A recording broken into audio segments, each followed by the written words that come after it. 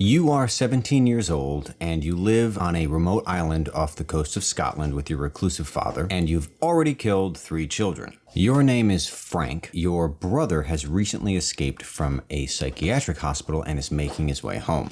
This is The Wasp Factory by Iain Banks, one of the most disturbing and divisive novels ever published, and it's my favorite book.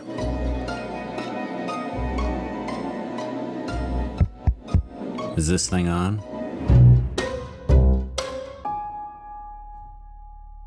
The novel is told entirely in Frank's perspective, and it welcomes you into this sadistic little monster's mind so effortlessly that you begin very quickly to empathize with him and even root for him throughout the book, despite him being a pretty terrible person.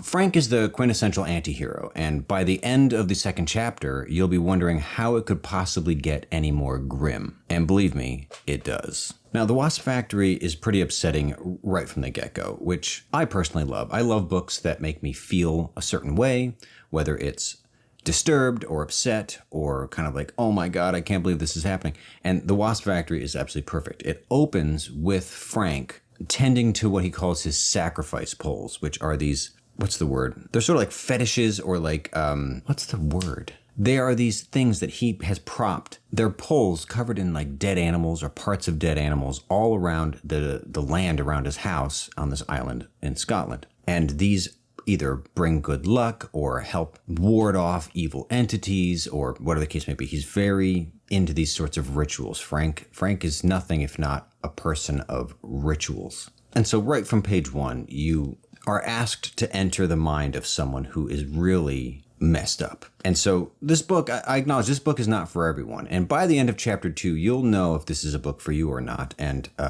I think everyone should read it. I think it's beautifully written, but it can be difficult to read at times. So fair warning, it is a challenging book to get through, if only because this person you're following along has very few redeeming qualities. Part of this novel's reputation ever since it came out is how divisive it was, to the point where the publisher, the book was published in 1984, and many critics were upset by it. There were plenty of positive reviews, but so many awesome negative reviews that the publisher even included the negative reviews on the paperback edition when it came out a year later. And some of those include a publication called The Scotsman wrote, "There is nothing to force you, having been warned, to read it, nor do I recommend it." Someone else, the Times London, called it rubbish. And the Times Literary Supplement said, "A literary equivalent of the nastiest brand of juvenile delinquency." Which for me, that just draws you even more into say, what could this book possibly be about? Now, it's been a favorite of mine since I first read it many, many years ago. I love the way that it unfolds. So it only tells you really what you, or rather Frank tells you, only what you need to know when you need to know it. And so it's 12 chapters long. It's roughly 180 pages. You can read it in a single sitting or easily in 2 days. It's not a terribly long novel. And each chapter reveals a little bit more about Frank, how Frank thinks, why Frank killed some people. And as a matter of fact, that's not quite a spoiler. Even on the back cover, it talks about how he's killed 3 people. So you can read even on the back cover that, it opens with the knowledge that he has killed some people. Children. And you find out by the end of chapter 2 that these are children who are very close to him. Anyway, as you go through the book, it sort of unfolds very slowly. Your image of who Frank is becomes fuller and fuller with each chapter, all the way up until the absolutely pitch perfect final chapter. It's one of those final chapters that once you've read it, it rewrites everything you've read before it. And you immediately kind of want to read the whole thing again. And if you do, which I've read it a number of times now, every reread you see this gobsmack of an ending is very clear throughout the book. And so that's one of those exciting things where when you read it again, you're like, oh my gosh, I can see now how this was kind of obvious the entire time. If you like books with dark characters, dark subject matter, grotesque humor, grotesque horror, and there is some grotesque horror for sure in this book, I can't recommend it enough. The Wasp Factory, it's a fantastic book.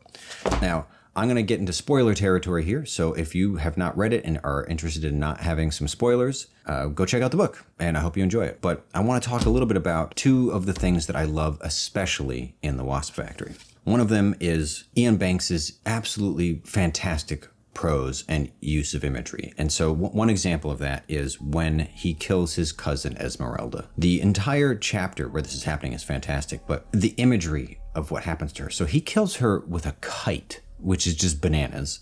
And he constructs, and also his reason for doing it is that he's already killed 2 boys, and so in order to balance things out, he's got to kill a girl. And he's like, okay, I'll kill Esmeralda, my cousin. And so he constructs this kite, and she comes to visit with her family to their house on their island, and they're out playing, and it's a big kite designed in a way to really grab the wind, and he attaches it to her wrists, like the strings to her wrists, and lets the wind take her, and it just lifts her up and out over the water, and she vanishes.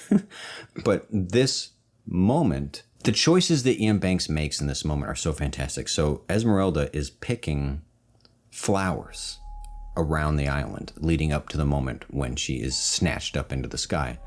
And she's still holding them when she's taken by the wind. And while Frank is watching Esmeralda float and scream out over the water, she eventually stops screaming, and these shapes start falling from her form up in the sky. And it turns out it's the petals of the flowers that she had been holding. She's let them go, and they're falling down to the water.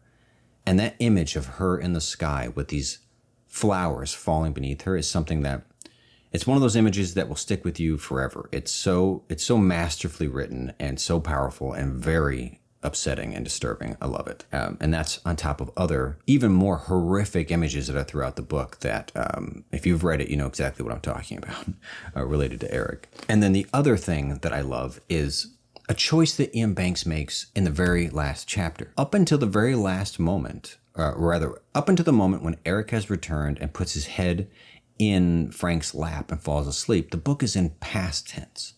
And then after Eric falls asleep, it's in present tense. It's as if suddenly the story has caught up with Frank, and now his brother is home, he's asleep in his lap, and Frank has to finally reckon with the things he's done, or she's done, and the things that are to come, this understanding of who they really are. That's one of the things that makes this such a pitch perfect ending. The book is filled with violence and horrific acts, and yet the climax of the story isn't violent at all, visually. But it is a very violent event for Frank to have this revelation about what their father's been doing to them their entire life. That's as violent as any other event that's happened in the book. And it's very powerful.